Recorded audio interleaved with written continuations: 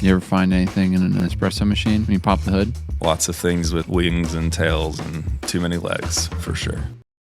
We got a great episode for you guys today. We responded to a very helpful viewer comment, which was for us to review one of our own coffees on the coffee review segment. So we took a box of Freethrow from the back here and put it through the ringer. We talked about the content, we talked about the packaging, tasted it, brewed it on espresso, cappuccino, and pour over as we always do. And the score might shock you a little bit or might not. We covered the last chapter of Unreasonable Hospitality, which was an awesome segment that we've been able to do every week. It's inspired us a lot, but we're excited to move on to bigger things. And lastly, our esteemed guest, Caleb Hall of Bronnie's Coffee Tech. We've been wanting to have him on for a long time. He's someone that we work with all the time on the coffee tech side of things with wholesale partners and our own gear too. He's an incredibly talented coffee tech that knows so much about everything coffee related, and we benefit from his wisdom on the regular. It was really cool to hear his perspective on what his personal equipment would be if he was starting a coffee shop. That was probably my favorite part. We also got to hear his journey into coffee. Even though he was never a barista, he was still in the coffee industry for a long time. And it's a really great episode. I think you're going to enjoy it. If you enjoy this podcast, can you please like, subscribe, and review? That helps us get this podcast into more people's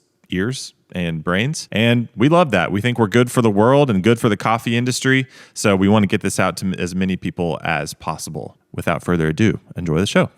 Caleb, welcome to the program. Hey, thank you. Good morning. I guess I'll start with this. Who do you think you are? I think I'm Caleb. I'm pretty good at being Caleb.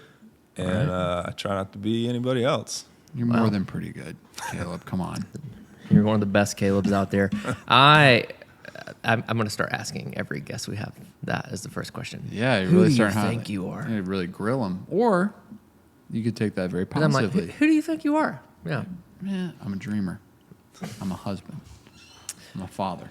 Hey, all right, so we already got coffee brewing. We have been doing this review segment for what?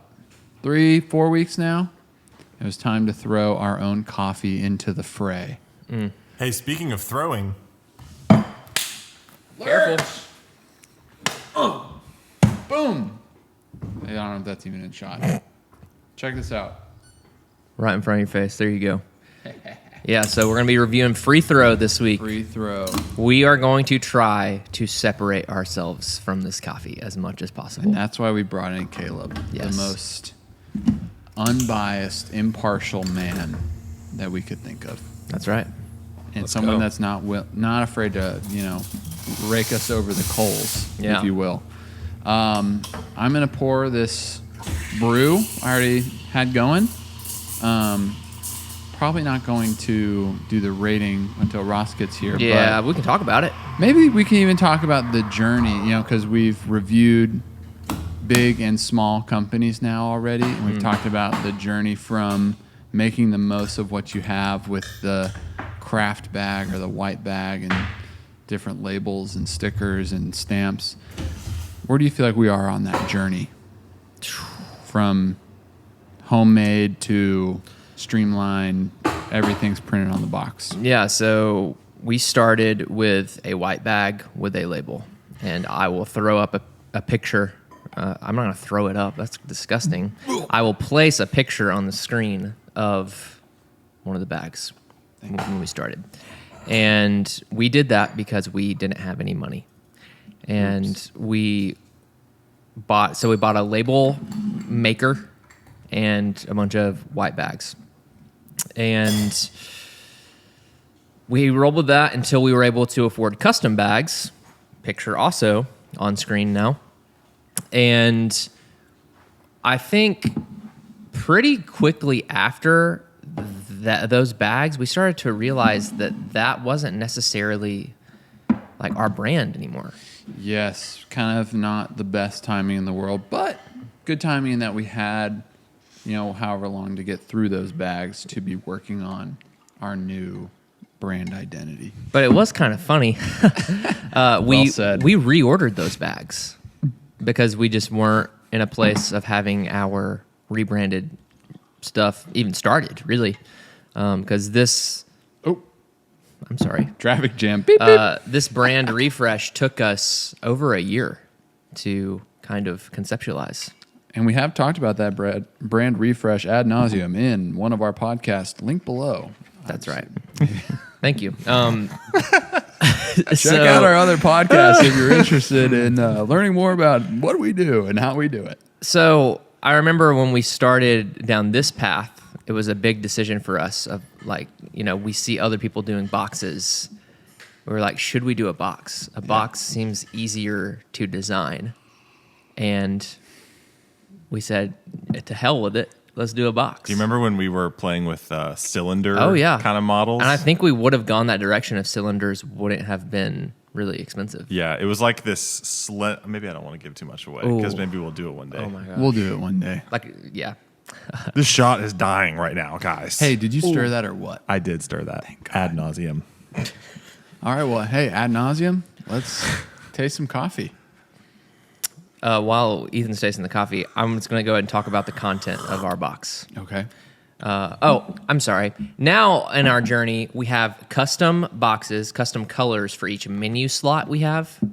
Already seems like an unfair advantage because I don't know anything about the other coffees we've tried. This is how this whole thing works. The menu how slot? the things work. Well, it says menu slot on the copy there. So On you would here? be able to come away with that It observation. says menu slot? Yeah. Where? The same roll on our menu slot. Oh, okay. Well, anyways, so Freethrow's blue, Workers' Comp is yellow, all other year rounds are tan, like cream, and then fruity coffees are red, freaky coffees are light blue, chocolatey sweet coffees are green, and floral coffees are pink, premium coffees are black, and then we have a seasonal blend that changes with the seasons. Right now it is Hayride, which is orange. So we have a good bit of customization there. Where we do not have customization is we still have to use a label. So we made the most of it, and we did this like corner label situation. Mm-hmm. The key there is a white background. That's right. Yeah. So label printers suck, and there's a huge jump in label printers from the $2,000 price mark to the next tier being the $10,000 price mark. Ours is a $2,000 label maker, and so it sucks. And doing color labels is bad. So white with black text looks like a pretty good label to me. And we learned that colored labels are bad because we had colored labels. Yes. You don't like the washy color edges? It's not your thing. We could just kind of fit that into the branding guidelines, We could. honestly. Yeah, go ahead. I have never tasted this. I don't drink a lot of cappuccinos, as you guys know. But that tastes like coconut water. I thought something went wrong with this cappuccino. I thought the milk tasted kind of burnt, but here's another try. I'm not saying that's good or bad. I'm just like, I've never tasted coconut water in a cappuccino before. Huh. I mean, it's like nice and sweet, but I think maybe it's a little thin or something. I don't know. It's just a little boring. Hey, whatever. Hey, we're being honest. We are being honest. But as for content, we have the name of the coffee and the notes and then the weight because government regulations right there on the front. Then on the side, we have origins because this is a blend. So we go into detail of exactly where the coffee's from and what percentage it is. We have the process of each coffee that's in it. We have the variety of the coffees, and then altitude for this one is multiple because it would have been like... You take the average. Could have taken the average, yeah. And then we have a little descriptor about the coffee itself. This would be our desert island coffee. Our staple bean is always consistent like a Freethrow should be, but hits like a slam dunk. Wow. Currently a blend of a chocolatey Brazil and a fruit bomb of a naturally processed Ethiopian. This coffee always fills the same role on our menu slot, a chocolatey coffee with some subtle fruitiness. That tastes great and interesting no matter how you brew it. Find this coffee on Espresso at our cafe year-round. I know that sometimes we look back and think that we put too many words on things, but one of the biggest compliments I get on our coffees is the descriptions. Yeah. And that's a big credit to you for writing them in an approachable way. Hey. They're always so fun to read. Stop. People honestly ask me, who writes your descriptions a lot? So That's awesome. I thought it was ChatGPT. So Well, it is now. It is, yeah, and Riley. As of a few months ago. On the back, it says Valor Coffee. We are Valor, a coffee company in Georgia. We love to roast beautiful coffees and make days a little brighter. Whether you're on the way to work, sitting in a cafe, or brewing a cup at home, we hope our coffee helps you slow down enough to enjoy the present moment. Wow. How about that? You got to slow down. That was pretty different for us when we decided to put that as the copy on our Yes. box. But we were really trying to transcend what uplifting people through coffee means. Especially by drinking this coffee wherever you are, not just in our cafe. Yeah. So that's some good content. And then on the top it says an absolute treat. Yep.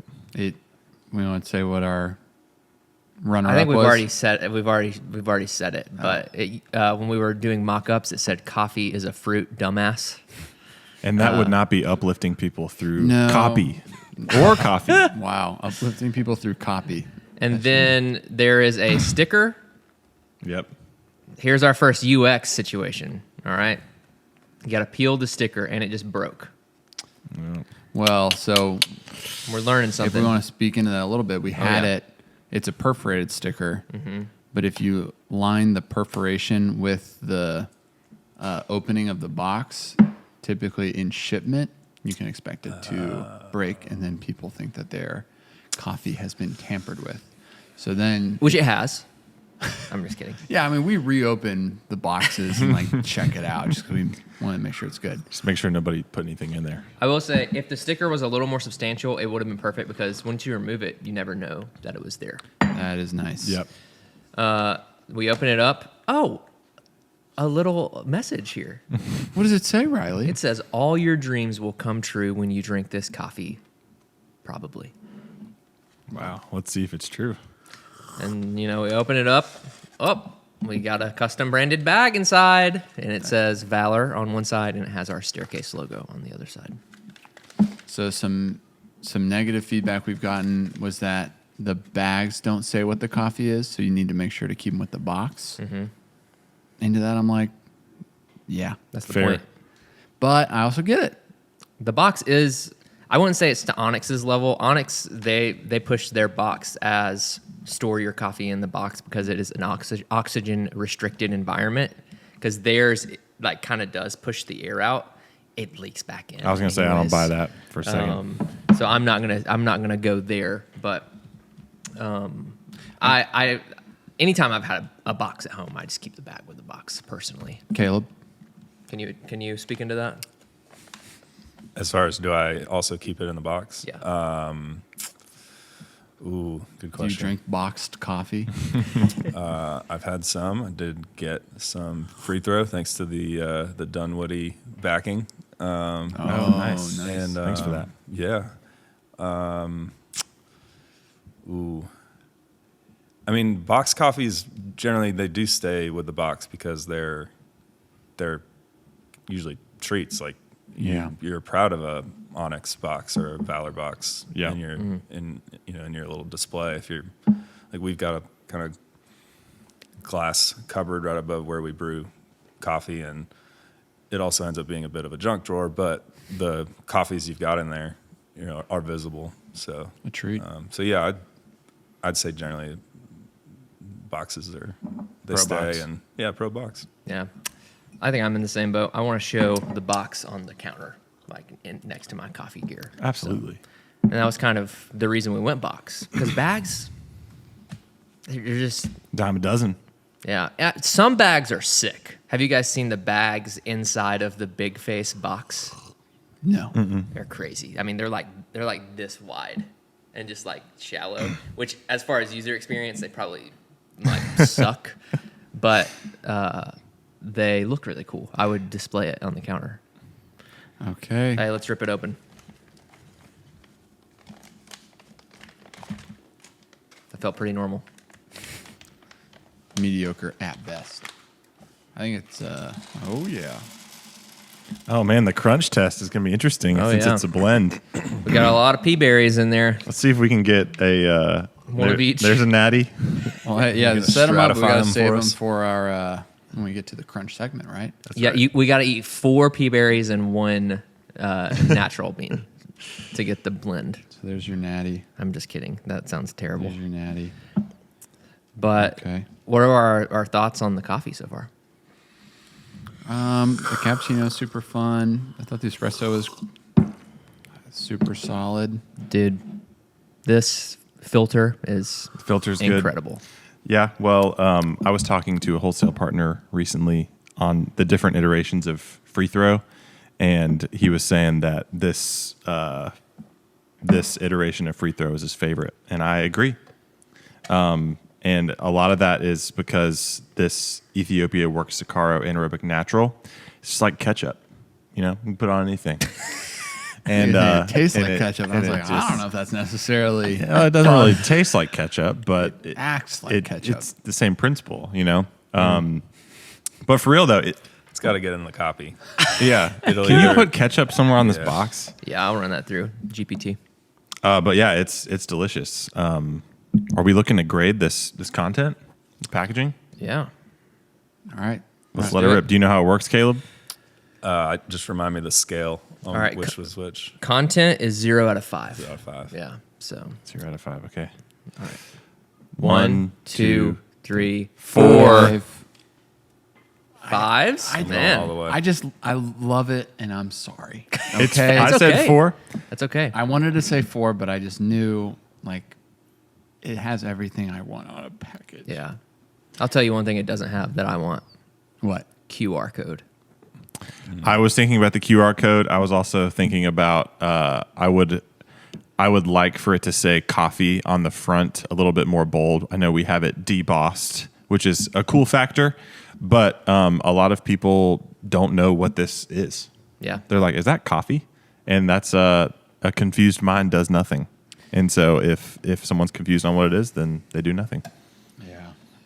That's fair. It's like we need a display unit that is a clear box with a clear bag Yeah. with beans inside. Clear coffee. Yeah. Yeah. With clear coffee. Yeah. Glass coffee. All right. How about, You what's should up? come up with a way to just have coffee in every possible way to communicate it, just like Braille, QR code. But Yeah. just all it does is the QR code just goes to a page that only says coffee. This is coffee. It's just like HTML, like not Right. styled in the top left. It's just like coffee. Yeah, not to a deeper description, more info than you did already get on here, just straight. In case you were wondering, you've scanned a box of coffee. You're onto something. All right. How about aesthetic? Out of 10. Out of Yeah. 10, okay. All right. 1, 2, 3, 9. I love What it. were you going to say? I don't know if I said anything. I'm 9. 9, okay. Yeah. Yeah. So let's stick You with gave it a 9. 10? I gave it a 10. I just love it. Well, if there's, based on what you were saying, it has the appealing over the clear. You know Yeah. what I mean? Like Form over function. that's kind of what we took the risk on, was like, let's just make a really pleasurable box and let's let people figure out that it's coffee. Sounds stupid, but we're stupid. So Yeah. Yeah. Stupid is, stupid does. And if we're selling it, in a coffee shop. transparently, our most favored sales channel is our website. Yeah. So if we're selling on our website, if someone goes onto our website and then goes to shop and then sees those, yeah. they know what they are. It's It's coffee. coffee. What the heck is this? All right. So how about the UX? Out of 10. Out of Yeah. 10. Okay. 1, 2, 3, 7. 8. You Yeah. give it 8 or I 7. went 8. Definitely the sticker. Sticker's a big knock. is a knock. I was thinking in my head something that could take it to the next level if there was a color matched bag. One day, Yeah. if we could afford multiple bags, That would solve the problem. that would solve the problem. That's true. So those are my 2 points. Sticker. You think the bag would be like blue or You could do the off white over and over again with different colored text that dude? match. That would be sick. So right now, that bag is used inside of any of the boxes. correct. Same bag. Yeah, big I mistake. mean, if we're just judging this one, you are color matched, right? exactly. That's right. That's what I was, that's what I Or was as thinking. close as my eye is going to All tell right, so it's a 10. For this one. So what did we get there? I said 7. I mean, I had 3/8. Yeah. Okay. So we'll call it 7.5. We're so technical with averaging these numbers. I know, right? We're good. All right, coffee. We'll save crunch for last, so Okay. don't ruin our palate. But we'll start with flavor out of 10. Okay.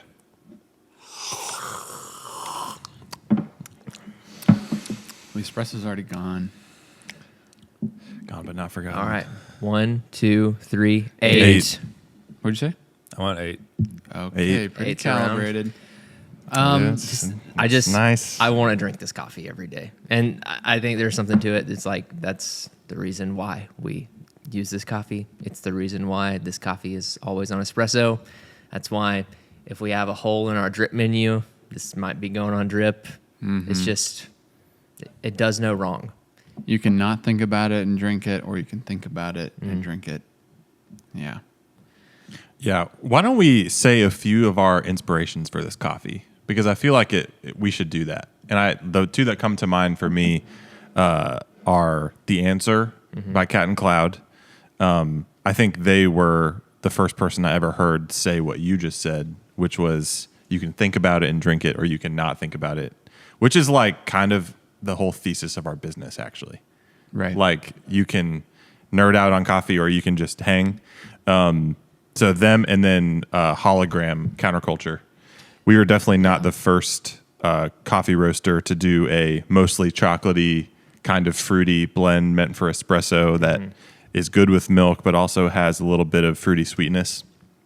I'm not saying we're ripping them off, and we've definitely tweaked it in a lot of ways. But just wanted to pay homage to the people who have gone before us and inspired us. When I took my first sip of that espresso, I was transported to a pre-farmers market morning where we would meet up at Chattahoochee, drinking a shot of Hologram. Yeah.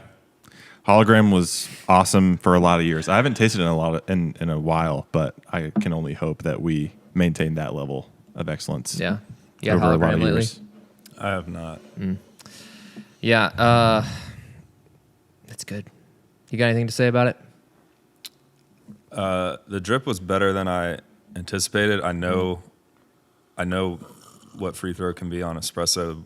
That happens more often where we're dialing in a coffee for a wholesale customer. So I know it's killer on espresso, and but the drip was great. It's better than any of the ones I made at home.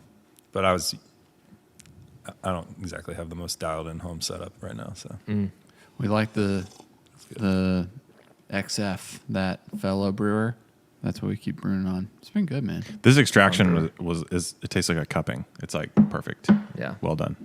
Good job, man. Thank you, You guys. were like focused in on Yeah. that thing. You weren't talking to anyone while you were doing I it. know that we're all joking around, but I was like, I've been more and more caring about pour overs, because the one default to the Stag X is that it's so narrow that if you pour the same way, the kettle, you'll get an uneven bed. So I have to. You gamify it. You gotta start turning it. Yeah, and I think it showed in the cup. Yeah, no joke. It showed in the cup. All right, enjoyability out of 10. Uh-oh. This is not good. How do we get a coffee better than ours in next? Because I don't want to just sit at the top of the ranks. Well, that's the thing. It's like I'm trying to think. Maybe we went a little too high on flavor because we all said 8. Yeah. Because it's like, what is the most perfect geisha? You know. Sure. You can take me down to 7. I'll go down to a 7. I'll take down a point. All right. We'll go 7. You're right, though. It's the point is- of flavor. Flavor and enjoyability are not the same thing. Yeah. Yeah. Because enjoyability is a 1, 2, 3, 10. Yeah. That's the point of Freethrow. It's just like we've been saying this whole time. It's enjoyability. It would be interesting, maybe not next week because we just did our coffee, but to do one of our single origins because we know this coffee so well. Like if we don't nail it, then there's something wrong. Yeah. But maybe like week 1 of a new Kenya that we get in or something, we should rip it to shreds. Yeah. Probably pretty helpful for Sam as Yeah. well. All right, crunch. So we got to get a natty and Okay, yeah, we're actually four going to... pea berries. I'm not I'm doing not that. doing I'm doing There's a natty. 50-50 blend. I got two. This is actually really easy because it's a pea berry as the main component. Oh.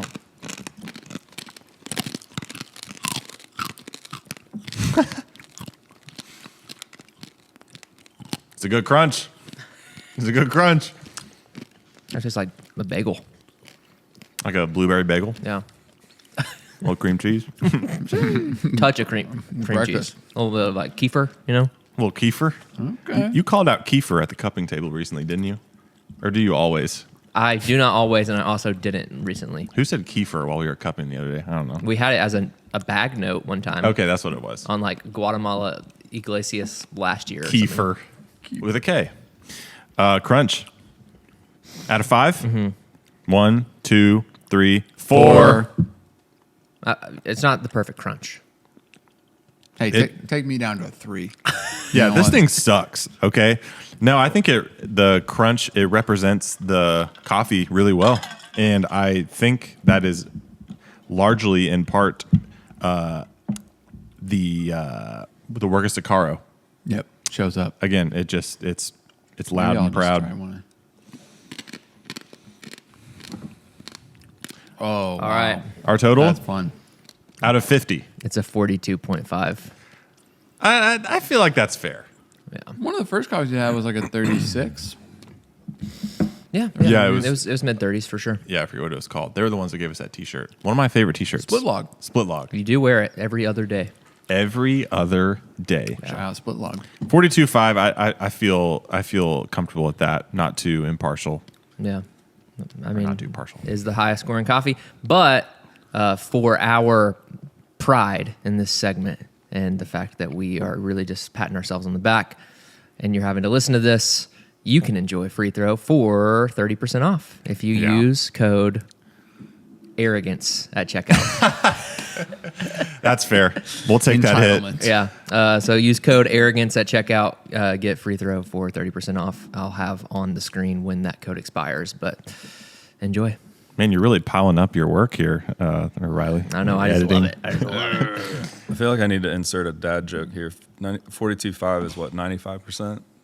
Yeah. It's a heck of a free throw percentage. That would be what be Steve the Nash. best ever. Yeah. Up there? That's up Steve there. Nash level. Time to talk about a bittersweet moment. Yeah. The end of an era. We finished the book. We finished the book. And it took months, several months. Well, there's 20 chapters, and it took more weeks than that, right? Yep. So we probably made it to about 5 months. We took a long podcast break Oh, yeah. in the midst because of the Dunwoody Cafe. But I would say this was transformational. Yeah. Talk about it all the time. Talk about it all the time. It's changed the way we look at our team meetings, our initiatives, how we want to run our company, how to keep ourselves balanced. Just in retrospect, the biggest takeaway was the whole the tension in what you want, you know? Oh, yeah. The opposing forces of excellence in hospitality or excellence in empathy, and making your company innovate to what you want to achieve. I love that. Oh, yeah. That's going to stick with me. So thank you, Will Guidara. But this last chapter, Back to Basics, kind of ends the story of 11 Madison Park and Will and Daniel's duo and their journey to the top. And they made it, darn it. Yep. I cannot believe that the whole... I mean, obviously, you write a book about it when you get to be the #1 restaurant in the world. But it got me really thinking. I was like, I really wish coffee shops had this, mighty list, because the way that he was talking about, going to these other restaurants and, traveling the world, even if it was us just traveling the country, what that does is create such a friendly competition of how can I make what we have the best thing ever? Yeah. And how can I innovate, and how can I look at what someone else is doing and be that's so them, what is so us? And for so long, and continually we're just having to do that kind of out of our own desire to be the best and not really be noticed for that, I guess. Yeah. In any particular way. But I'm like, I guess I just got to start that, you know? Why not us? Why not us? Why not now? That is a thing for sure. I'm trying to think of like what the coffee lists are. And Because there's food and wine. food and Probably wine is the most the reputable. only one that comes to mind. And it's a cafe per state. Yeah. And it's a thing called food and wine Yeah. for coffee review. Right. Read the room. Well, I don't know if the organization is literally called Top 50 or Best of 50, Yeah. but I follow them on Instagram, and they do restaurants. It may be what he's talking about in this book. I can't quite piece it together, but they do restaurants and they also do bars, like cocktail programs. And I imagine there was a day where they didn't do bars, like it was just restaurants. And so why not add a coffee category? You know, I think that really, I don't really mean this, I'll say it for a fact, like single-handedly could push the industry forward in a huge way. Like I know there's other factors, but there's really no, you know, nationwide or worldwide grading system. And I love the part where he was talking about their criteria for what constitutes number one. And it's not just like they're generally the best restaurant in the world. It's the restaurant that's impacting the conversation and the you know, just the progression and innovation of the whole industry in a given time. Yeah. And for them, they were pushing the industry forward towards hospitality, whereas maybe the year before they were the number one was pushing it in a different direction. So if you're number one, it doesn't necessarily mean it's the best meal in the world, although it couldn't hurt. It's more of like who is most notably innovating the industry. Who's the talk of the town, basically, at a given time. And I think that you really have to be very distinct and unique to be in that position in such a large industry. You have to be very strong and potent in what you're doing. And that doesn't come passively or without a lot of brain power, ideation, creativity. It's something you really have to like give so much attention to. You know, like your company doesn't naturally just become the best. Yeah. Which was such a good challenge for anyone out there that's more like me, which is on like the practical side. He had a piece where he wanted to do like a magic trick at the table, and he like brought in a magician to help him come up with the idea. And he was like, he did some sort of trick or had an idea for a trick, and Will says, "My jaw dropped. That's incredible, but how do we do it?" And the magician, Dan, shook his head. "Oh, I have no idea. We'll have to figure it out." But I was like, that's where I do not shine the most, is like, let's just start with a crazy awesome idea and then work about like how to get there. So I love that I get to partner with you guys who have awesome ideas and you can dream big like that. And I want to learn more about that. It doesn't hurt that I'm a fantastic magician. So Mostly I'm talking about Like magic this kind of tricks. stuff. Yeah. Woo! I can't even, you see, I can't even do it. I got to learn. But I love and I think he talked about in other chapters about like they just create space like for creative meetings. It's not about like how, it's just about like what do we want to go for? Yeah. Which I thought was really cool. And thinking about the like coffee shop on a 50 best list, what was concerning to me when I was reading up this book was like, the experience at these restaurants just kept getting like bigger and bigger and more ostentatious. But there was that part in the book, and why this chapter is called Back to Basics, is that Will and Daniel, the chef, actually sat in like the first night of their new menu where they went for like their biggest gestures and like their biggest moves yet of their restaurant. And he was just talking about how annoying it was because someone was at their table over 90 times, Yeah, and he was 90 like, interruptions. he was like, wait, people are just here to like talk and have a meal. What does it look like to honor that and kind of step back? So when I think about a coffee shop, when I think about innovation, I'm like, there's probably so many people that love these like big gestures, these big things, but I'm like, there's also an insanely large chunk of people that are just going to a coffee shop and looking for the fastest, best, nicest coffee and getting out of there. you know? Absolutely. So I think that was really cool to see, like, it's not just about being the biggest and the most ostentatious, but it's about knowing what you want to receive. And that was huge too, as like us knowing like what do we want to receive at a coffee shop and how can we curate an experience that offers that to our guests, because that's authentic service that we're excited about receiving. That would be the pro to that concept we talked about on here one time of like having a 300 square foot sectioned off area with like an Eversys, and Yeah. that's you can almost just call that like the to go corner. You can also get to go coffee inside maybe, but just like expect like more interaction, because I'm Right. sure some people would want that. Yes. But then you could really kind of section off. Hey, save it for the creative meetings now. We don't want to be giving away our top secrets. That one's already out there. Let's edit that out.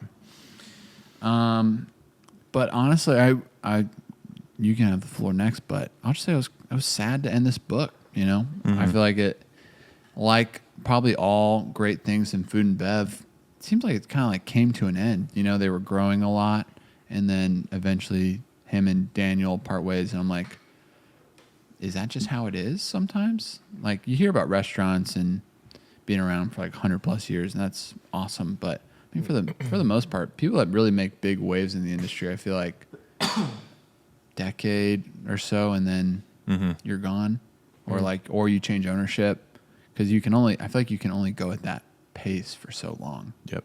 I don't know if you guys were getting that kind of sensation reading it. Yeah, well, just the restaurant culture, I mean, it's incredibly hard to sustain, and it's known for not being the best work culture in the world. So, even at the top of the industry, there's a reason why it's a really tough culture, because there's late nights, there's long hours, there's, really high stress situations that are very time sensitive. So, but I'll just say, like, we're probably not going to start another book on the podcast anytime soon, but I know that the three of us are at our best and most creative when we're reading something together.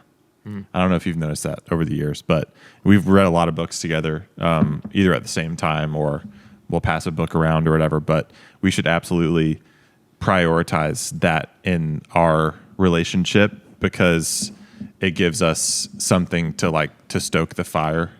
Because sometimes we can just get into the rut of running the business and taking the problems as they come and solving them, and we're fine at that. That's okay, but that's not in line with our values, like of hungering for growth. So you can't just hunger for growth without input. And I want to keep reading books with you guys. Yeah, the thing I was thinking about even this morning, I'm listening to Digital Minimalism by Cal Newport, and it's the same thing with any book you read, but the great thing about a book is you can take ideas, but you don't have to live by every principle of the book. So it would be kind of a funny experiment to read a book that like kind of opposes this one. And not even necessarily opposes, because I don't think anyone's just going to come out and oppose. Balances. Yeah, but that's just maybe like a different take on all of this and how we can take principles from that as well. Absolutely. I just want to send my book off in style. See, I didn't keep my cover on, and I got some coffee on it. This thing got well worn the last few months. So Is that new coffee right there? No, The coffee always looks wet. That's what's interesting. Yep. I had my to-go coffee pot for Frisbee spill on the way a few weeks back. So Wow. yeah. Well, Sorry, Will, but Sorry, thank you. Will. See you later. Well, Caleb, thank you for being here. Thank you for having me. I have enjoyed working with you so much, and I also love that you live around here because it means we get to see you more. Caleb, I know we started the program with Caleb. Who do you think you are? I'm going to tell you who I think you are. There we go. And you tell me if I'm right about that. Caleb is the owner of Bronnie's Coffee Tech, which is the premier coffee tech in the Southeast, They're here. not Atlanta. Oh boy. The Southeast. So all of you Virginia customers, you know, Texas, what's Oklahoma. Texas, Virginia. What's another one? Arkansas. Colorado. Do we want to just call it Yeah, Southeast for right now? At least Kansas. Anyways, Anybody in the ACC?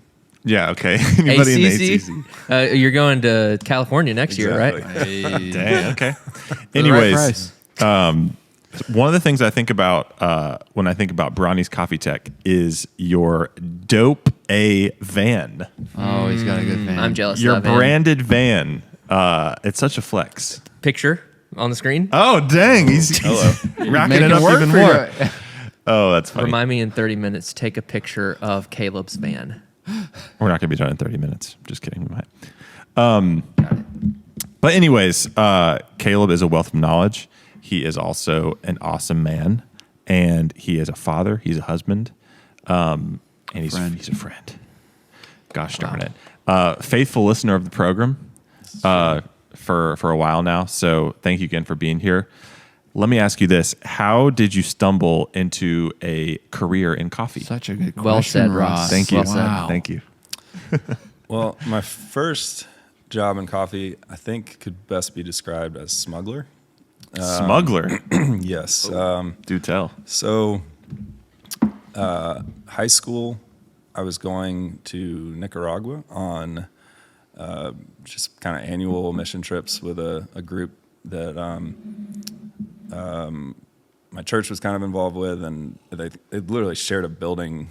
They were our neighbors to the church, and so was going every year. Wasn't doing anything coffee related, but that group opened a coffee business to support an orphanage they have in Nicaragua. And when I graduated college in 2010, Where'd you go to college? that would be Florida State University Didn't go Knowles. All in right. the lovely Tallahassee, Florida. And Having a good year. so graduating in 2010, there were not a whole lot of jobs just floating around. And so I took kind of a volunteer gig with that mission organization specifically to sell that coffee.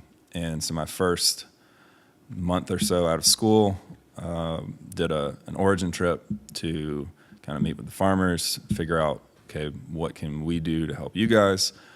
And what do I need to know to sell your coffee in the States? And that was very early on. So we weren't even importing green at that point. So when I returned from that trip, legitimately had extra suitcases full of roasted coffee. Wow. Which you can do because it's roasted? I did it in 2011 at that point. So This is a long time ago. this is a long statute Like of it limitations doesn't has matter. passed. Yeah. All right. So, so I found out I was a very poor coffee salesman as somebody who had no background in coffee or sales or anything. I had a fresh business degree, but really didn't know what selling, like where to go, that sort of thing. But With your suitcases? with my suitcases of coffee, so I ended up just working a couple of like kind of day job sort of things so I could then support myself while I sold coffee. I thought taking a baking job at a bagel shop was a great plan because I could work super early in the morning and have the afternoon to sell. But that whole 2 a.m. wake up, 2:45 clock in sort of schedule, you really don't It's have not even an morning. afternoon. Like you just are in survival mode. I was in like a 2 nap a day kind of schedule. Yeah. So Jeez. so I remained a pretty poor salesman. We lined up a church or two and a couple small grocery stores, but eventually some of the other people involved who had more time to commit to it kind of took that over. But parlayed that little bit of experience when the coffee company, really the coffee shop supplies people who serviced our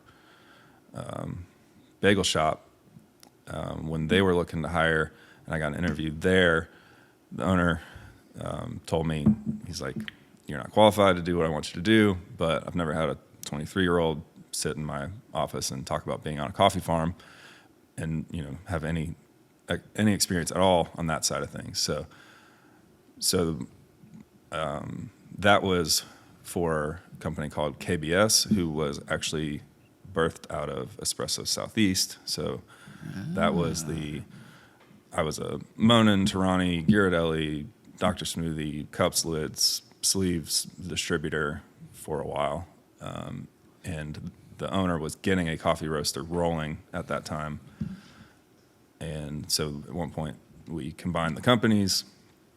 So I was wholesale manager over coffee and all that allied products stuff. So that was kind of the snowball effect. So you've always been like parallel to, I guess, actual coffee shops and baristas still in the industry. Have you ever worked behind a bar, like as a barista? Not as a barista, no. Okay. I do a lot of work behind a bar, but usually it's with a wrench, not a portafilter. Right. Okay, so you're in this sales job. What happened after that? So I was in that world for about 9 years. We had 2 kids down there. We had our third come, and we realized that we needed to get to grandparents. And so we've got one set of parents down in Florida, one in Atlanta, Alpharetta, and my father-in-law up here in Alpharetta was really gracious to get my resume in front of the guys from Buckhead Beans. And when I talked to them, they were like, "Hey, we don't have anything right now, but we work with all these roasters in town. Let me pass it around, see what happens." Because at that point, I was kind of looking for a similar role, like wholesale manager was what I knew. So in the equipment chunk, we did for sure, but it was, as far as my role, was probably 5 or 10% of my day, not anything crazy. So that connection was huge. I started interviewing with lots of roasters around town that the Buckhead Beans people connected me with. Ended up taking a position with Peach Coffee Roasters, which I know you guys have a long relationship with. Yep. And right after accepting that job, making the plans to move, was when Bronnie's told everybody that, "Hey, we're going to just go ahead and shut down."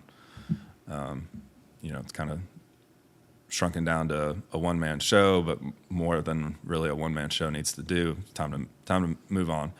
So David and Landon from Peach gave me a call and said, "Hey, our equipment people said they're closing.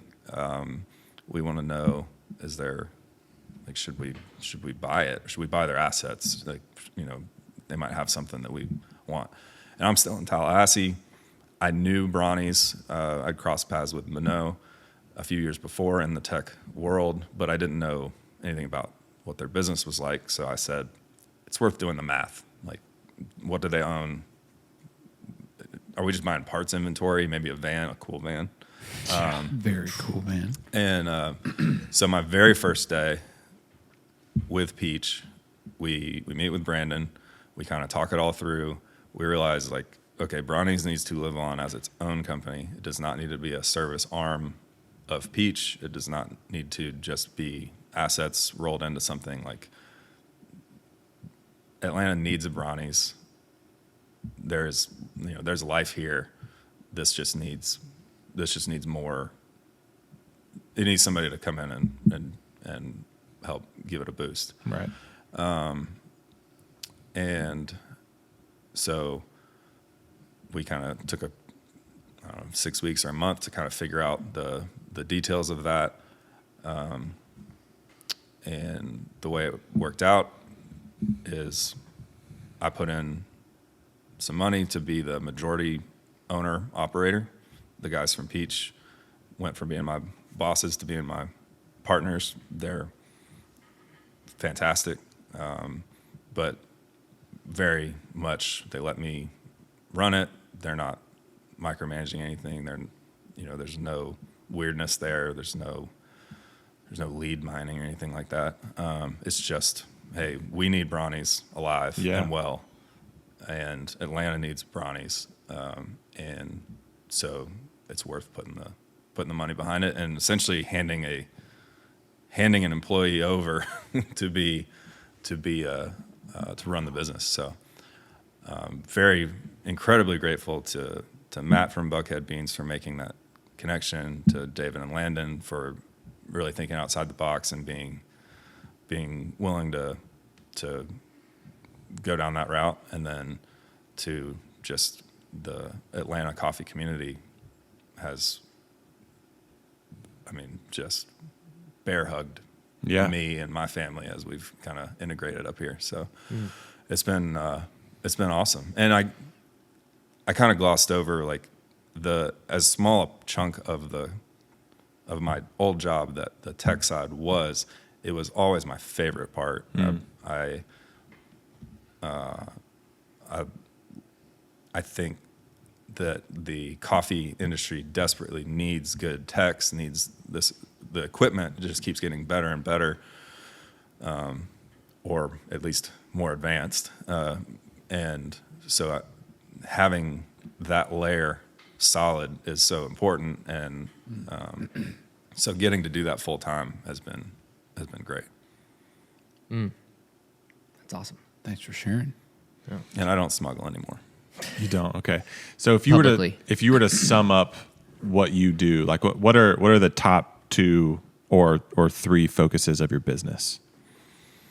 So we love selling equipment, going through the process of kind of evaluating what stage is a customer at. Are they calling us because they have a completely built out space and they are they know what they want and they are just looking for us to the transactional portion of getting it installed, or is it somebody who does need more of a walkthrough? Maybe it's a lead that came through a manufacturer that reached out, and it's not, they need the hand holding of okay, do you have a roaster picked out? Do you know? So you've got a box of a certain size.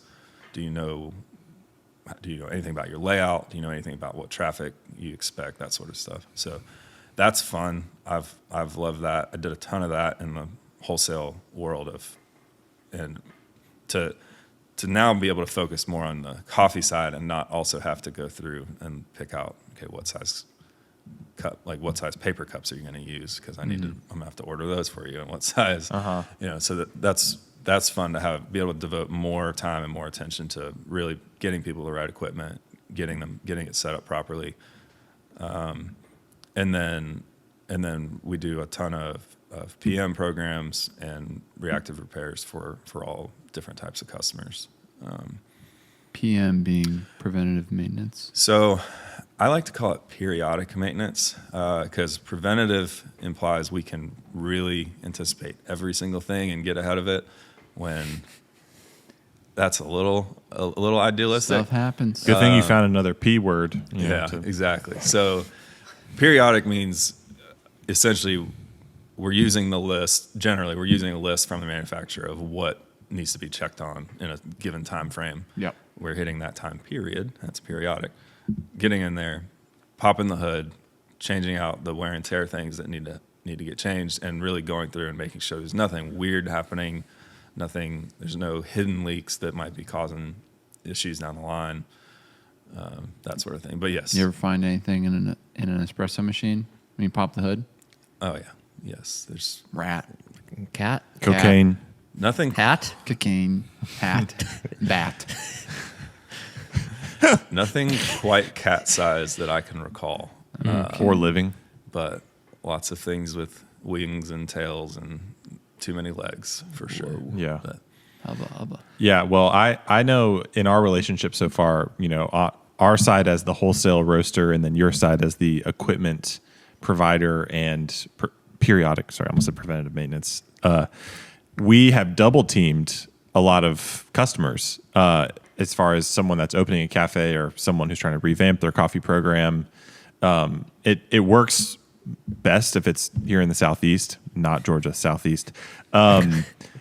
Kansas. Yeah, just the dual-headed monster of what it's like to work with Brownies or what it's like to work with Valor. Or I know we're not the only roaster that you work with, but I've seen our customers benefit so much from your not only just a good salesman and that side of things, but also the support that you offer.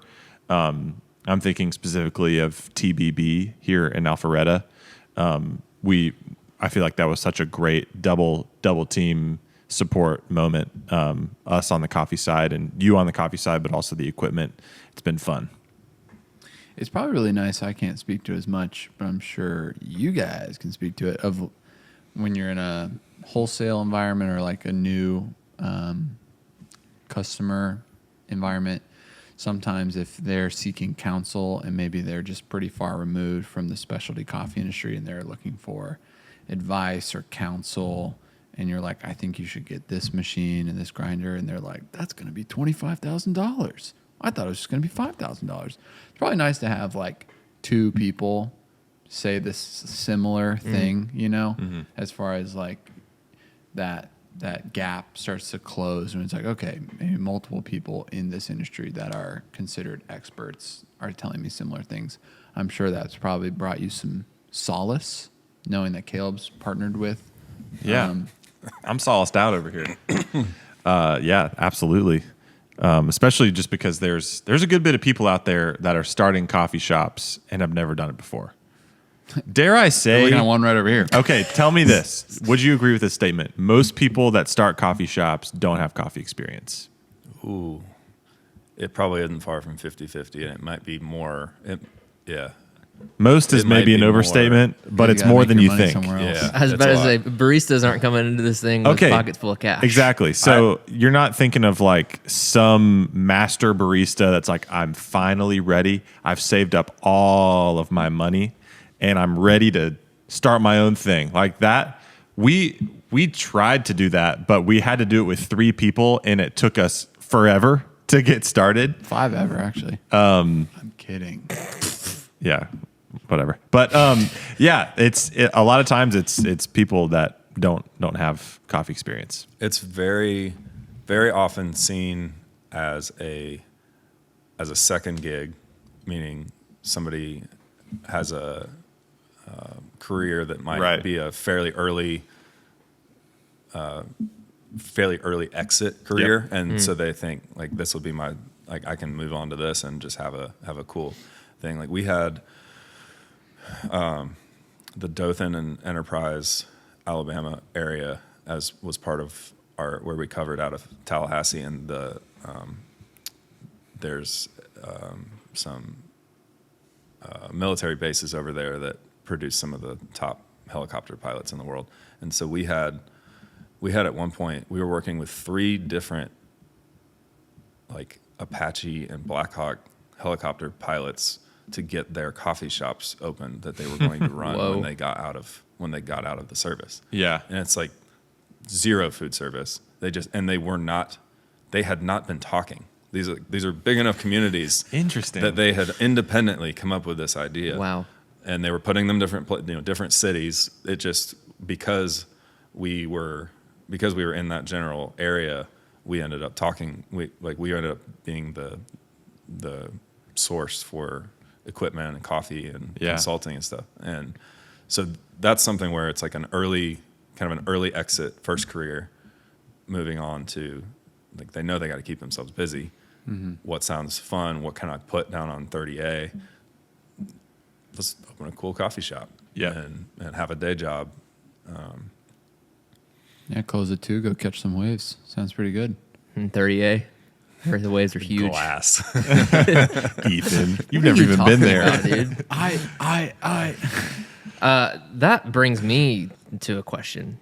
And good techs are, I hate to say it, few and far between. And even with that, they just aren't there. Like what you said is like Atlanta needed Bronnies, because if not, I don't know what we would do. I'm going to school. Yeah, we're going to tech school. So why is that the case? So I have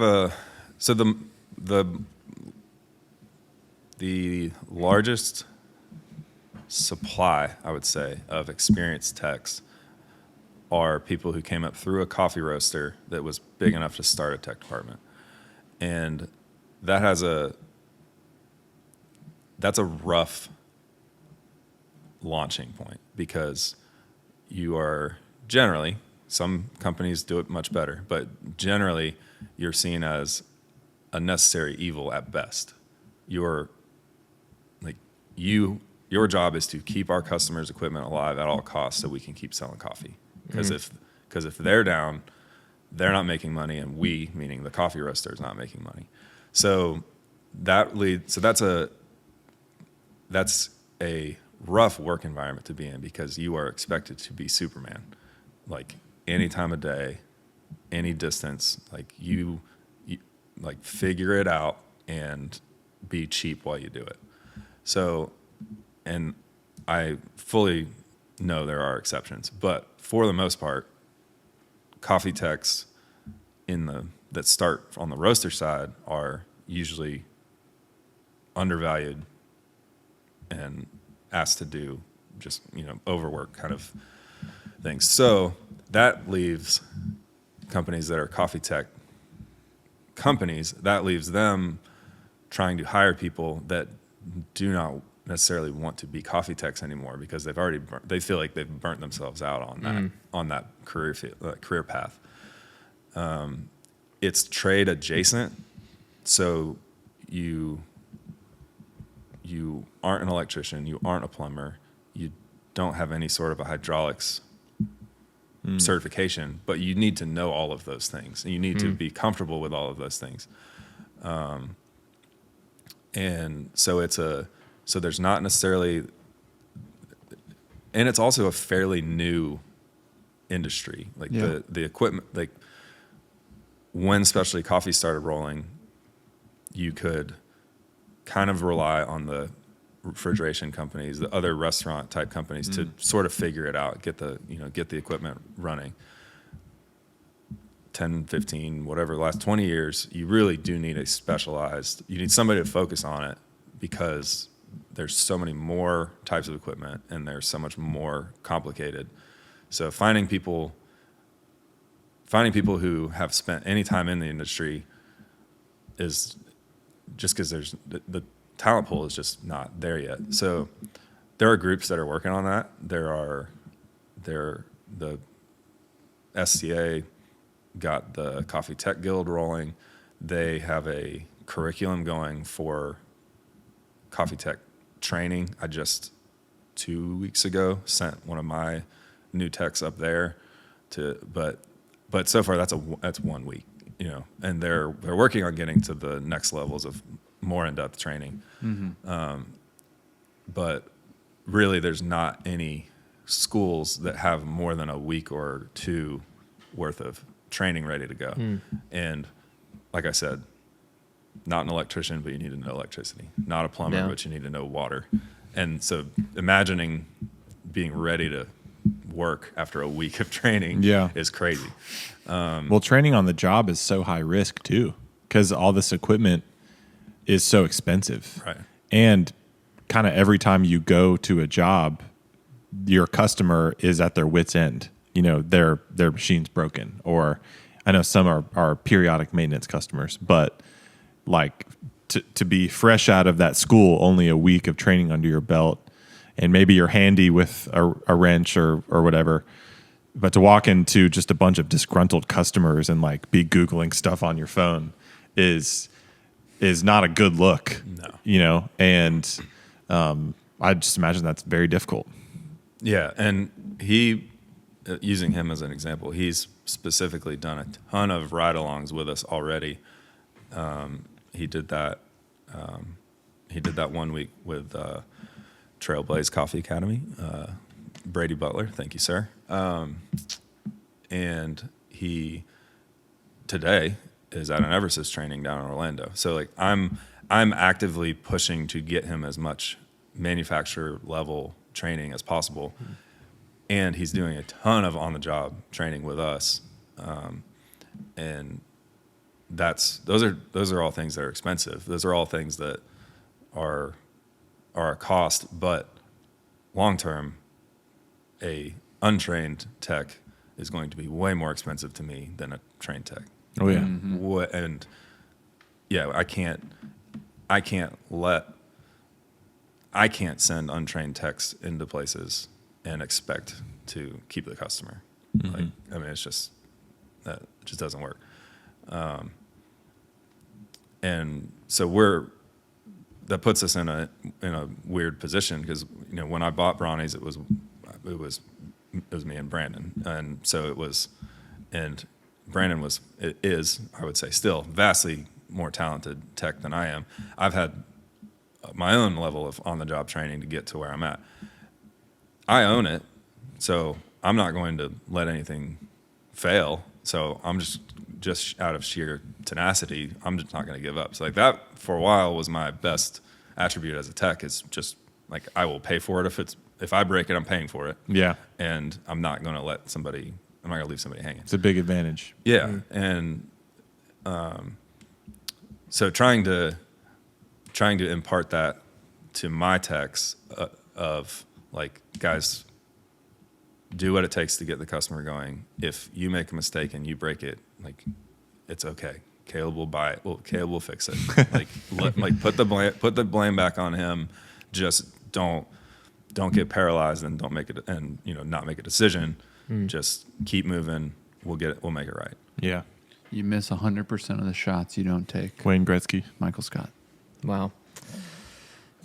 Man, there was a time where we thought about bringing tech work in-house, and I'm so glad we did not do that. Yeah. Well, our tech we were working with was far away. Yeah. And we were like, again, to your point, like we need a Atlanta coffee tech. Yep. Yeah. So we were in that boat, and but that's the thing. It's just like you have to have scale to do something like that. Even with the people we were considering putting in that position, it's like, guess they're going to work on bar a couple days a week and do this like when it's needed. But what happens when there's an emergency and we have to like fill their bar shift? So just to even with us thinking about that, I'm like, we'd have to be like pretty large scale to consider doing that. Do you have any like opinions on that? Like how much weight does a roaster have to be pushing to justify doing that themselves?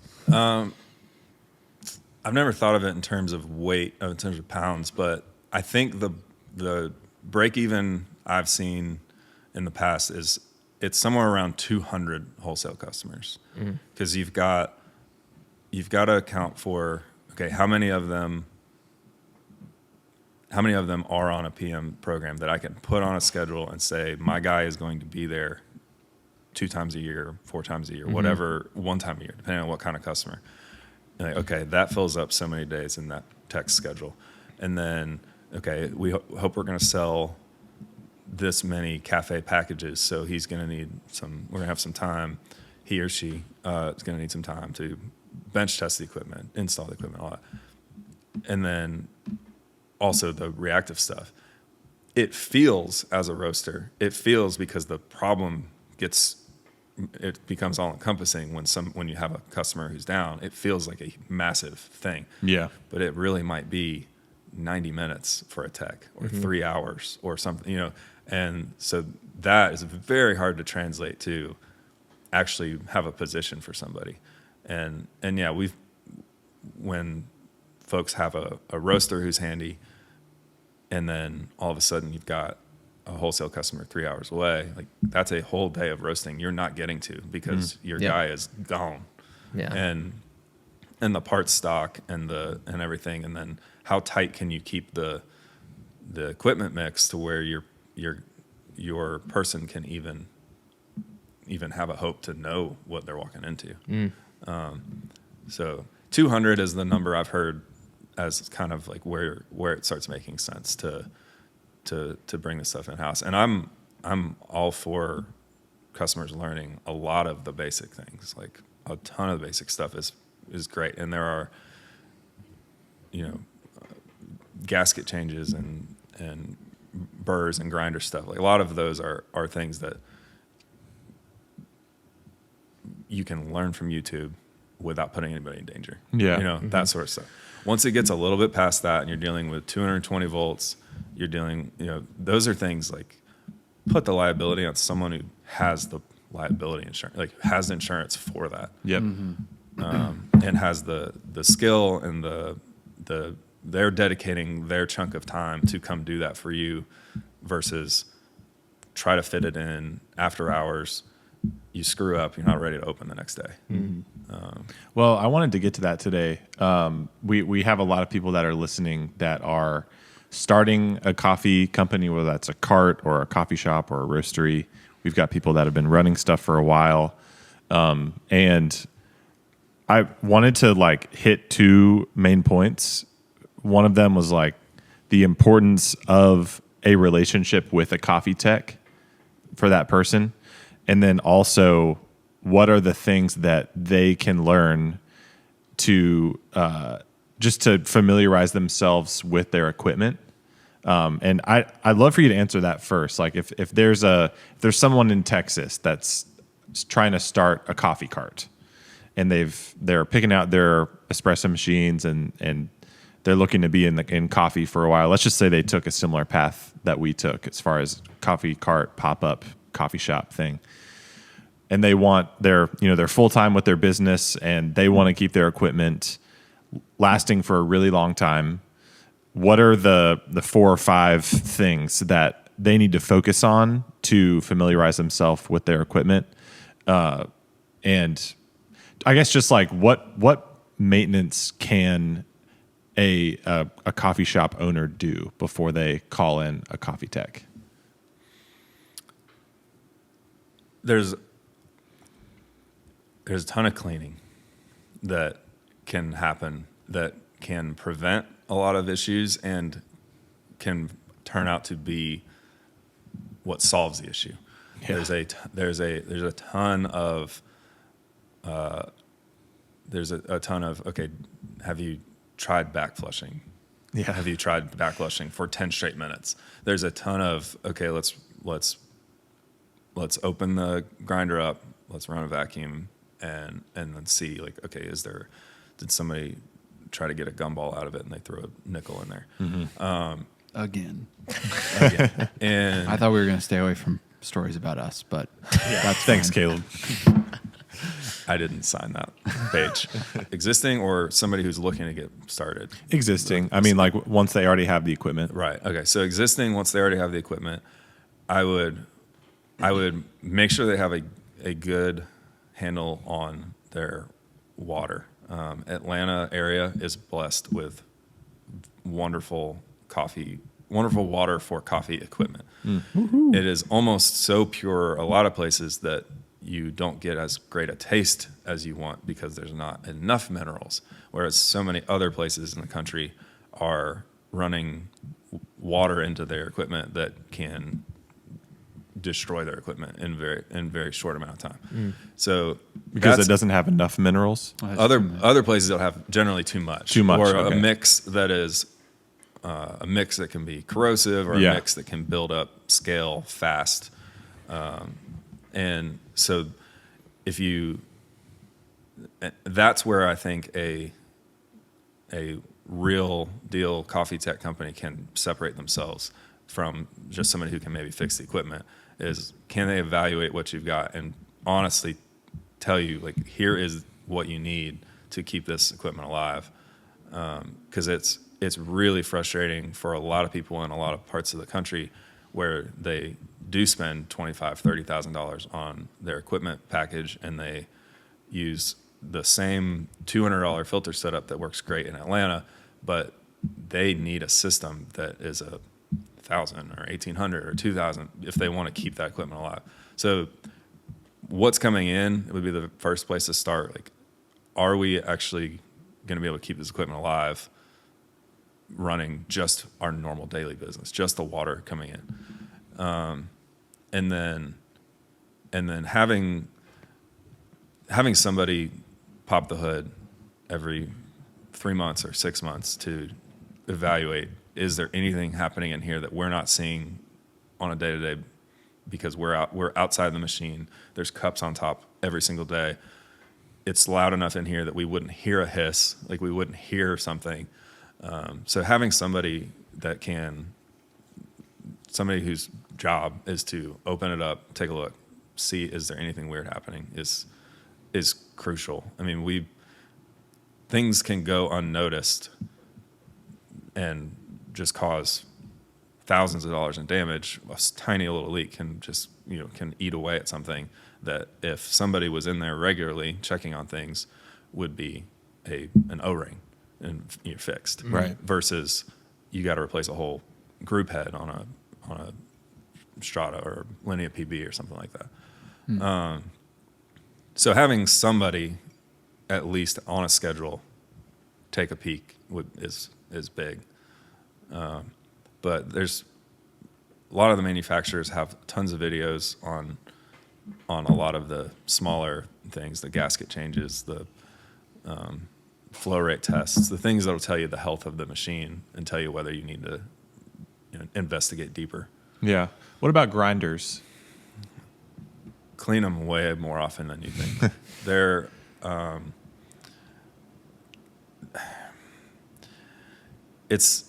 it's tough. Like some models run a little bit longer than others without needing cleaning, but for the most part, if you're not taking the hopper off, cleaning that, getting to where you can at least vacuum out the burr chamber, if not actually get in there with a brush and clean it, you're just asking for problems down the line. There's different models have buildup that'll hide behind the burr. Others will hide in the different grind chutes and different things. The different models have clump crushers that are different materials. There's the silicone. There's the Teflon. There's the metal static guard ones. They all need somebody to just kind of take a peek, shine a flashlight, see is there buildup going on, brush it.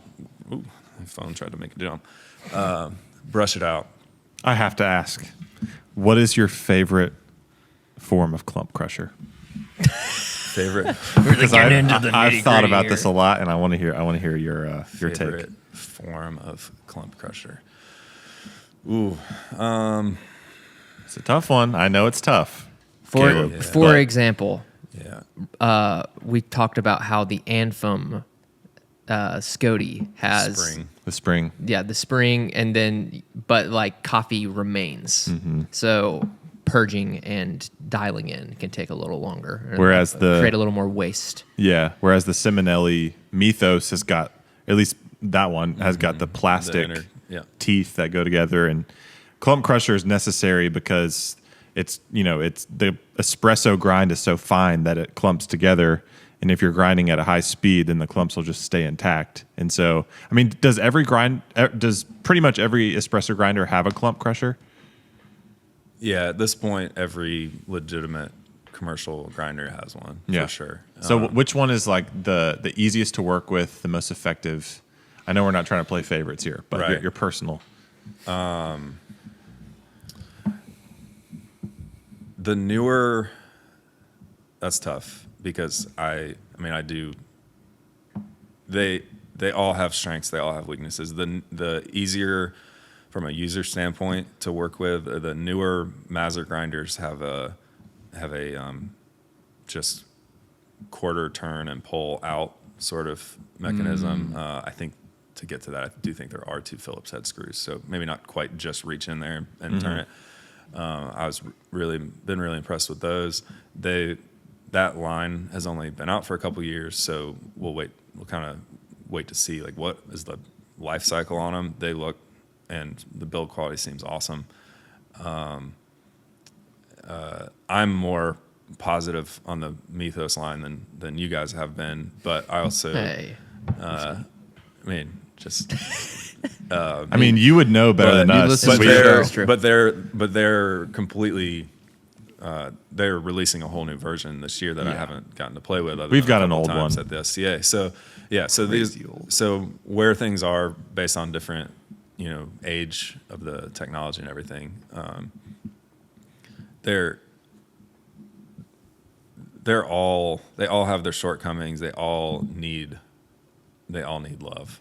Yeah. They all need love. So the big takeaway is, if you have a grinder, give it more attention than you're already giving it, probably. Yeah, the espresso machine is the big sexy thing on your counter or under your counter, depending on what you got. Thank you. But the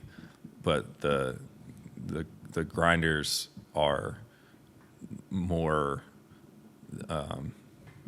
They're almost more important to actually what ends up in the cup. Sure. And how mad is your staff going to be if they're just up, down, left, right on Coffee housework. spraying everywhere because you Yeah. haven't cleaned out. Yeah, so much more cleaning and things. I know you got to go soon, but EK maintenance, is that something you think about with like entrusting someone on site to take off and clean those birds as well? Yeah, that's one I would for sure put in the category of there are enough good YouTube videos on that it makes more sense for a cafe to do it and than to only assume a tech is qualified to open that thing up. They do use one kind of fancy lubricant that's expensive, but other than that, on like a deep clean, as long as you buy that and then you buy the right size screwdriver, so you're not jacking up the screws every time. Anybody can follow the YouTube videos and knock that out. Yeah. Do a good job. If you had to set up an account, just give me the standard account. You can pick one espresso machine. You can pick one espresso grinder. You can pick one batch grinder and one batch brewer. Go. That's tough. It's tough. It's tough. Yeah, that's tough. I mean, I should have given you a budget too. right? Yeah. See, that's the tough. There are so many variables, and Let's just say they're on a budget. Or what about your cafe? Like if you were gonna start a There we go. cafe. Your favorites. all right. So if I was going to start a cafe, I'd probably go with a Linea PB. I think that platform is very tough. Long term is going to be very serviceable. You make excellent coffee. Their grinders, I'm interested to see how the new Mythos turns out. I think that'd be great as far as like what I could currently go buy today. Are there key features that are dropping with it? I know that because that's the Mythos 1. And the Mythos, because there's a Mythos 2 as well, right? Right. And the Mythos 2 is it like better burr temperature control? I think you get, so the one has one temperature that it goes to and that lives there. Mm-hmm. The 2 has some adjustability on the temperature as well as the burr speed, the RPMs, and has bigger burrs and has the option to do gravimetric so it has all the bells and whistles. Gravimetric is weighing as you're weighing out the grounds as it hits the portafilter. And I should have hit up my guy for a little more prep work on what the new, I think it's called the My One is what they're calling the new Is one. it still boxy? And it's a pretty similar setup. But I think they'll probably have more tiers like the Mythos 2 was, where you've got certain features you can add at certain levels. I see. So you're going with that Mythos for your espresso grinder? I want to see it before as far as and honestly, I think I could place an order for it today. I think they're trying to move through the last of the ones. Sorry, Brent, if I'm giving away secrets. And Shout out, Brent. but I love the Major V and the Rober if I'm gonna crank, those big old Mazers are awesome. I haven't worked with Mazers much, but I've always been interested. They seem really rugged. Yeah, they're tough. You've always recommended them to us when we were complaining about other things. And we might like them because Yeah. we like Scody. I mean, maybe you tell me, but what I love about the Scody is it's simple, but it's rugged, which sounds similar to a Mazer. Right, price point is a Huge thing. Like, difference. Depending on how your bar flow is going to be and how much counter space you have, you might get the same capacity out of one Rober as 3 Scodies, and the 3 Scodies might still be cheaper. So it's hard to. It's like there's all sorts of trade-offs on that.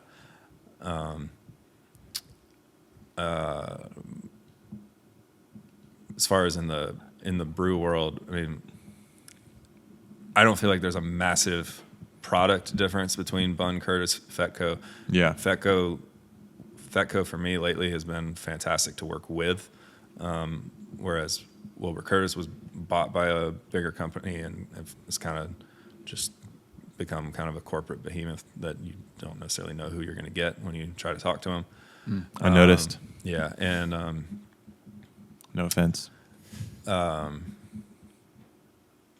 has their own things, but yeah. So that's what we're currently working with as far as our primary batch brew. But as you know, trying to play, I'm doing a great job trying to play Switzerland. We work with all of these companies. We are willing to sell any of them, and support any of them. Because we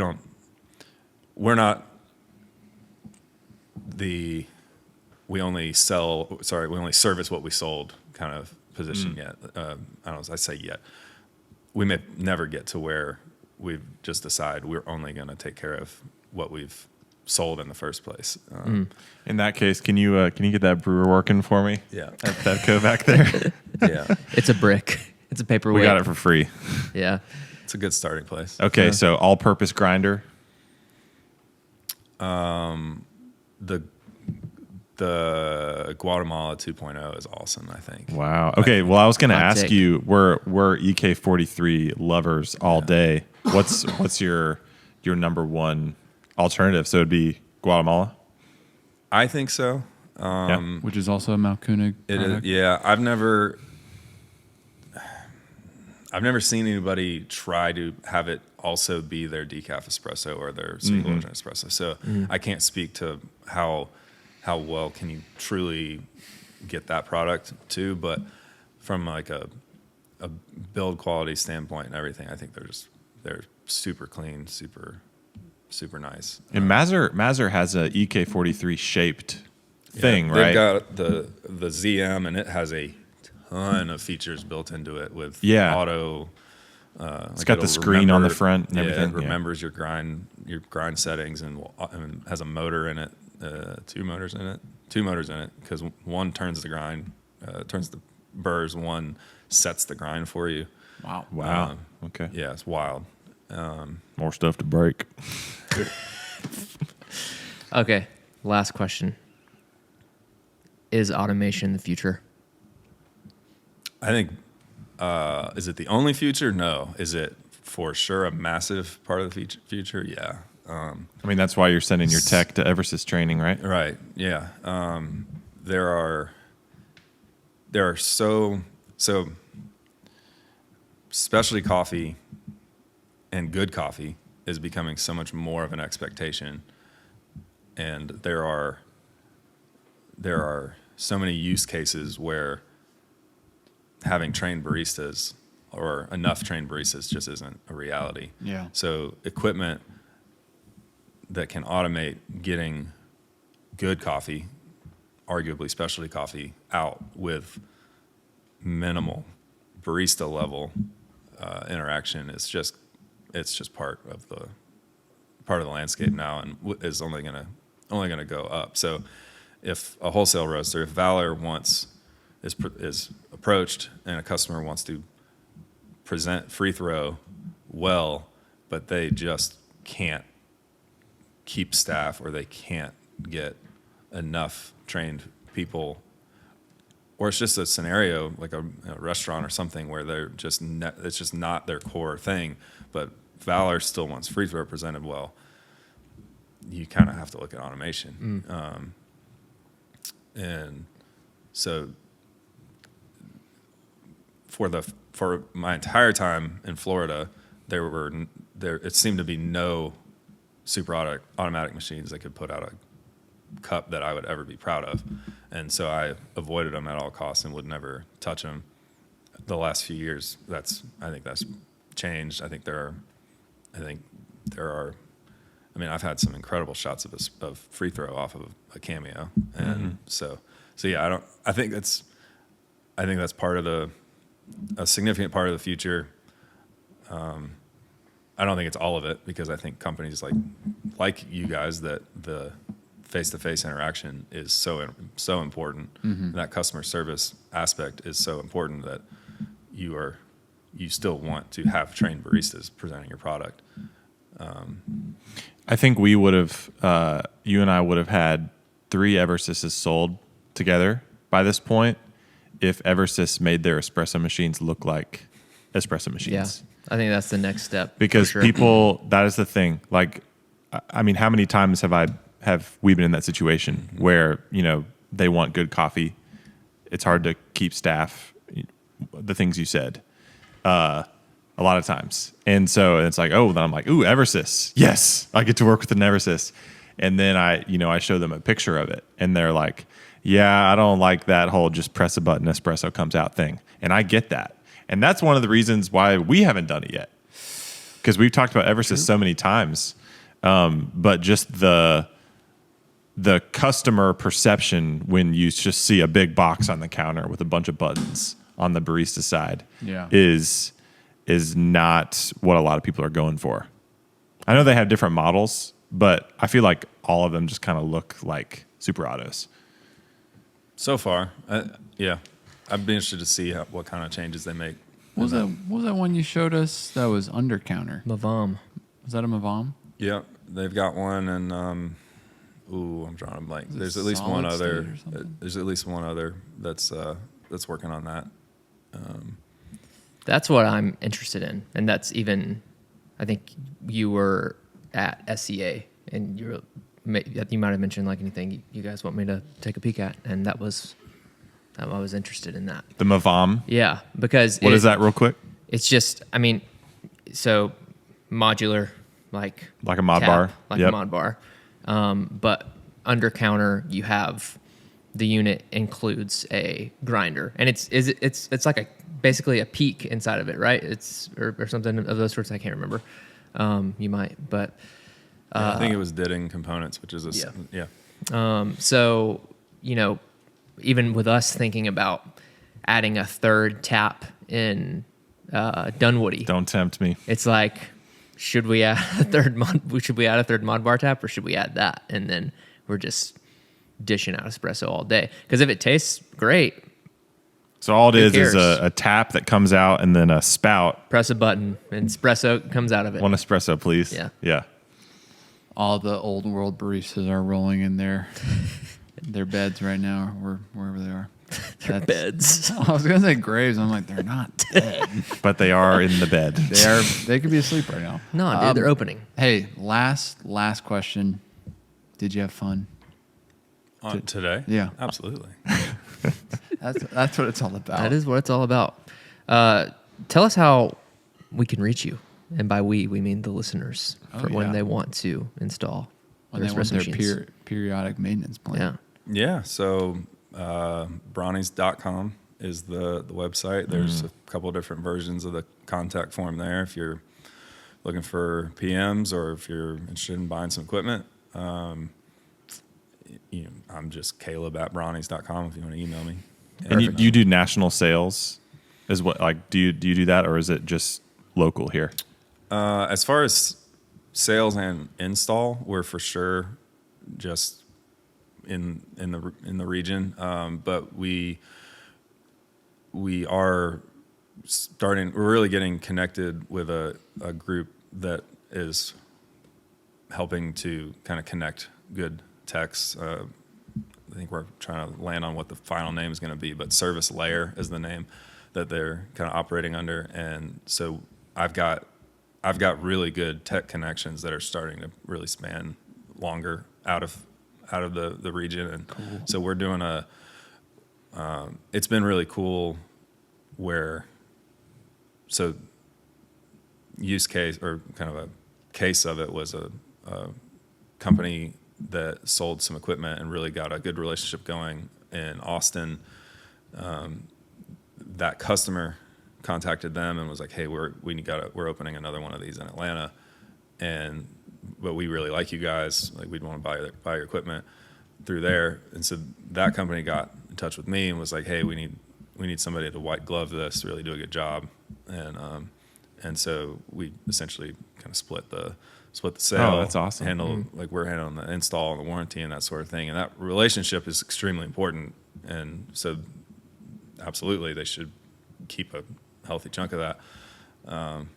But it's given us an opportunity to get invested in something and take good care of the customer and have it not just be just a purely transactional, like, okay, how long were you on site? What materials did you use? And see you later. It's like, like, this needs to be, like, we're gonna really kind of own this deal. So, so if somebody's elsewhere and they're trying to get connected, I'm happy to parlay. And well, that's happened to me a lot, where we're setting up a wholesale customer and I'm thinking like, okay, this person needs a good coffee tech relationship, but they're across the country. And I'm like, Louisiana coffee techs, just like Googling for them. Right. But I was going to talk to you about that, like a network of coffee techs across the States where you can work together. So that's cool to hear. Yeah, I'm really excited about that. And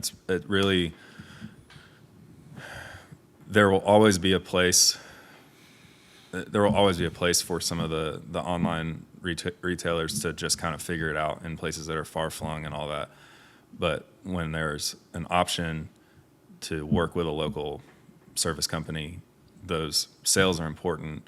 It gives the local company the capital to stock the parts for that particular set of equipment. Yep. And keep people around, keep them trained, that sort of stuff. So those are critical. And so, yeah, happy to help push that along. Yes, I want to reiterate what he just said. If you are starting a coffee company, do not buy your espresso machines and your equipment through an online retailer.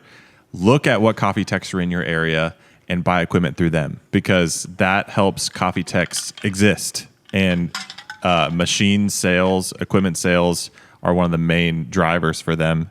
And so if we buy our equipment through them, then that supports them, which then, like you said, they can stock parts for it, and then they can support you even better. An online retailer cannot support you as well as a local coffee tech can. So keep that in mind.